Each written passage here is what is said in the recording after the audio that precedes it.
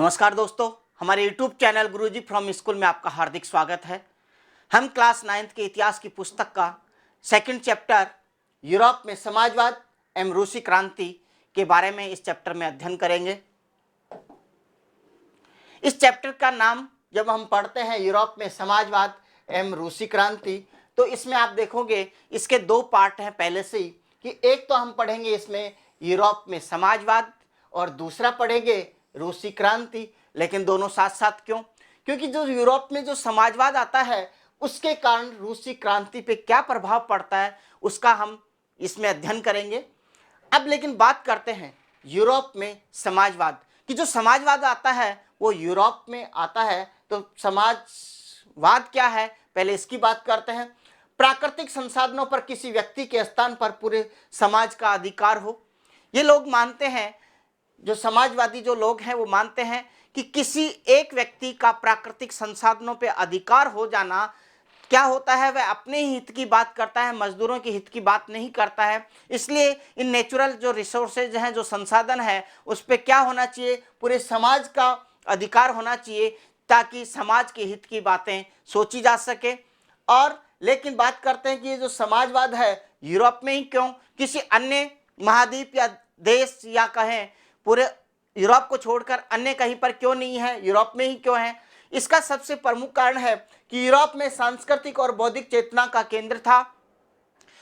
आप पढ़ेंगे सुकरात, अरस्तु, प्लेटो, कार्ल मार्क्स, ये जितने भी विद्वान हैं, दार्शनिक हैं, वो सारे यूरोप में ही होते हैं। इसलिए इनका जो विचार है वो वहाँ पे लोगों पे तक पहले पहुँचते हैं। इसलिए यूरोप का व्यक्ति अपनी बौद्धिक चेतना जल्दी होती है बाकी विश्व की तुलना में, इसलिए यहाँ पे ही सबसे पहले समाजवाद आता है। अब समाजवाद आता है तो उसमें क्या होता है, समाज में परिवर्तन होगा। लेकिन अब पिछले चैप्टर में जो हमने पढ़ा फ्रांसीसी क्रांति, उसका इस पे क्या प्रभाव पड़ा उसके बारे में भी थोड़ा सा देख लेते हैं कि यूरोप में कारण उसका भी एक इम्पैक्ट आता है, प्रभाव आता है कि यहाँ पे ही समाजवाद क्यों आता है। फ्रांसीसी क्रांति में जो सामाजिक संरचना थी उसमें आमूल परिवर्तन कर दिया। आमूल परिवर्तन का मतलब जड़ से पूरा परिवर्तन, कंप्लीटली पूर्ण रूप से परिवर्तन, उसको कहा जाता है आमूल परिवर्तन हुआ। कि जैसे बात करें फ्रांस में जो क्रांति से जो पूर्व समाज जो था वो समाज स्टेट्स में और श्रेणियों में बटा हुआ था। दूसरा, समाज की आर्थिक और सामाजिक जो सत्ता थी उस पर कुलीन वर्ग और चर्च का नियंत्रण था। लेकिन समाज में जो क्रांति आई, फ्रांस में जो क्रांति आई, उस क्रांति के बाद में ये सब कुछ बदल गया और वहां पे नए विचार आए, किसके, स्वतंत्रता और समानता के। जब ऐसे विचारों के कारण पूरे यूरोप और एशिया में, पूरी दुनिया में ये विचार क्या बन गए, चर्चा का विषय बन गए। और वहां पे ये चर्चाएं होने लग गई कि व्यक्तिगत अधिकारों के स्वरूप और जो सामाजिक सत्ता पर किसका नियंत्रण होना चाहिए। और भारत में भी इनके बारे में अपन बात करें तो भारतीय, ये दोनों ही भारतीय हैं, ध्यान रखें। राजा राम मोहन राय और हेनरी लुइस विवेन डिरेजियो, ये भी क्या करते हैं, फ्रांसीसी जो क्रांति का महत्व बताते हैं भारत के संदर्भ में। ये दोनों ही हिंदू कॉलेज के अंदर होते हैं, प्रोफेसर होते हैं, दोनों ही इसका महत्व भारत के लिए भी बताते हैं। और उपनिवेशों में घटी घटनाओं ने भी स्वतंत्रता और समानता के जो विचार हैं इनको एक नया रूप प्रदान किया। इस वजह से जो क्रांति है, फ्रांस की क्रांति या कहें यूरोप के अंदर क्रांति के बाद जो नए विचार आए उसके कारण वहां पे सामाजिक परिवर्तन की एक लहर चलती है। और सामाजिक परिवर्तन की जो लहर चलती है क्योंकि लेकिन इसमें जो ऑलरेडी से सत्ता में बैठा व्यक्ति है वह कभी परिवर्तन नहीं चाहेगा, वह चाहेगा कि जैसा चल रहा है वैसे ही चलता रहना चाहिए। तो इस तरीके से यूरोप के जो लोग हैं इस बात को लेके कि सामाजिक परिवर्तन होना चाहिए या नहीं होना चाहिए, कुछ लोग चाहते हैं कि परिवर्तन होना चाहिए, कुछ लोग चाहते हैं कि परिवर्तन नहीं होना चाहिए, कुछ लोग चाहते हैं कि परिवर्तन होना चाहिए लेकिन धीरे धीरे होना चाहिए। इस तरीके से यूरोप के जो लोग हैं सभी कितने भागों में बढ़ जाते हैं, सामाजिक परिवर्तन को लेकर 3 भागों में विभाजित हो जाते हैं। परिवर्तन के समर्थक जिनको उदारवादी कहा जाता है, आमूल परिवर्तन के समर्थक ये रेडिकल कहलाते हैं। ये आमूल परिवर्तन मतलब परिवर्तन होना चाहिए, रातों रात बिल्कुल सब कुछ बदल जाना चाहिए। और तीसरे हैं कोई परिवर्तन नहीं होना चाहिए, वो कहलाते हैं रूढ़िवादी। आप ये समझ सकते हैं कि यहाँ पर जो व्यक्ति होंगे ये वो लोग होंगे जो अभी वर्तमान में सत्ता में हैं, क्योंकि वो नहीं चाहते कि परिवर्तन हो, इसलिए वो कहलाते हैं यहाँ पे रूढ़िवादी। इसके आगे बात करते हैं इन तीनों के बारे में, अपन विस्तार से थोड़ी चर्चा कर लेते हैं कि क्या है उदारवादी, जिनको लिबरल्स कहा जाता है। ये बात करते हैं कि सभी धर्मों का बराबर का सम्मान और स्थान मिलना चाहिए, कि सरकार जो स्थापित है उसके अंदर क्या होना चाहिए, सभी धर्मों को सम्मान अधिकार मिलने चाहिए। अब इससे पहले कि अपन बात करें तो वहां पे क्या होता है, यूरोप में जिस धर्म का राजा है उस धर्म को विशेष महत्व दिया जाता है, बाकी अन्य जो धर्म है उनके साथ में अत्याचार किया जाता है। तो इस वजह से यहाँ पे ये उदारवादी हैं, ये कहते हैं कि सभी धर्मों का सम्मान होना चाहिए और सभी को एक निश्चित स्थान, सभी को बराबरी का दर्जा मिलना चाहिए।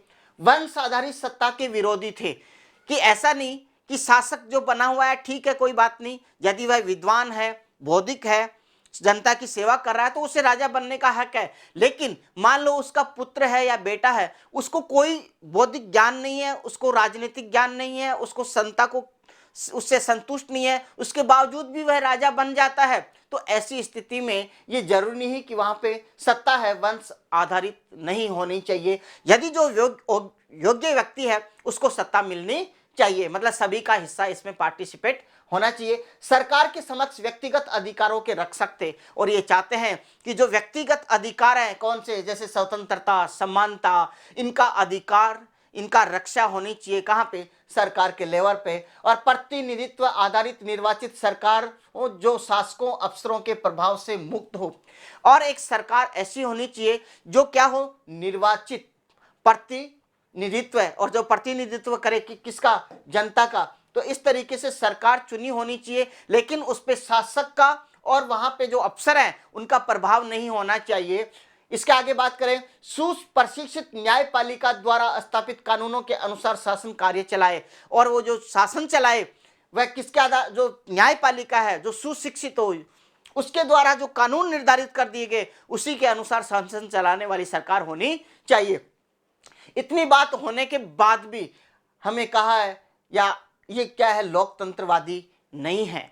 अब बात करते हैं लोकतंत्रवादी क्यों नहीं है। भाई लोकतंत्र का मतलब तो ये होता है कि प्रत्येक व्यक्ति का सरकार में हिस्सेदारी होनी चाहिए, उसका पार्टिसिपेशन होना चाहिए। लेकिन यहाँ पे आप देखेंगे कि ये जो व्यक्ति मताधिकार की जो बात करते हैं, वे मताधिकार केवल सत्ता संपत्ति धारकों को ही देना चाहते हैं, कि जिनके पास में संपत्ति है उनको ही अधिकार मिलना चाहिए।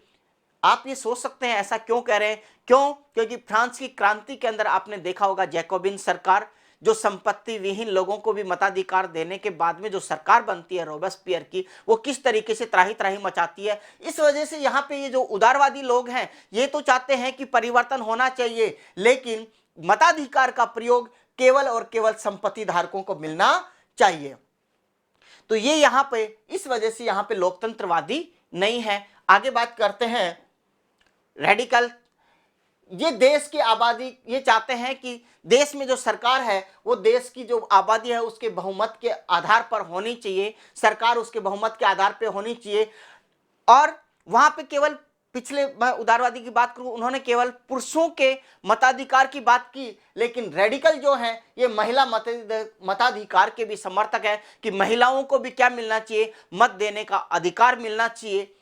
बड़े जमींदारों एवं संपन्न उद्योगपतियों को प्राप्त विशेषाधिकारों के खिलाफ थे। ये चाहते हैं कि ये जो बड़े जमींदार हैं उनके जो विशेषाधिकार मिले हुए हैं इनके बिल्कुल विरोधी हैं, कि ऐसा नहीं होना चाहिए, सबको समान अधिकार मिलने चाहिए।